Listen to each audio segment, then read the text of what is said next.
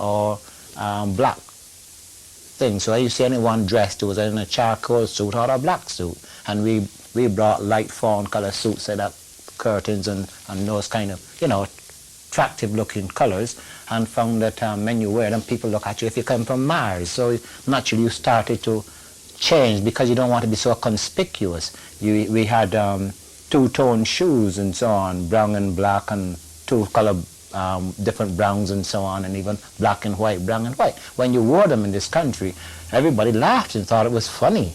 Now everybody's wearing them, but we actually introduced it, and then we had to change, and we're all plain blacks and so on. So it was all that you had to go through. There was a constant, change in everything that you actually grew up doing. You found that you had to actually give up, because otherwise you wouldn't be able to survive in the environment, because it was so hostile to everything you do.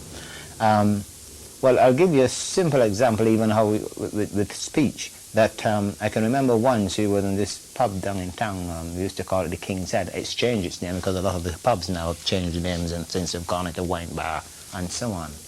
And we were sat, myself and two other friends, and there were some girls and an Italian bloke that used to work with me.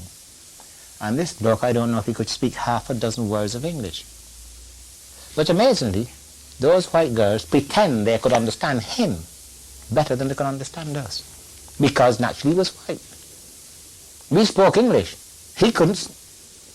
But they pretend that they could understand him. Because he was white, he was of a higher intelligence and naturally could speak a language that he couldn't even understand. So they could pretend they could understand him and they couldn't understand us. So there's the level of how we had seen black people.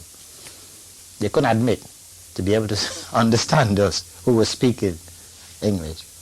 But they could admit to understand a language that they didn't. So those are the kind of things that you had to put up with. So naturally, you had to adapt, and you were constantly adapting everything you do. In every way, you found that you were living just adjusting and adapting here and there. I do not think there are any of us who have came to this country or many of us who have actually retained most of the things that they left home with. Some has tried to revert back to some of the things, but you've been so contaminated with all the things around you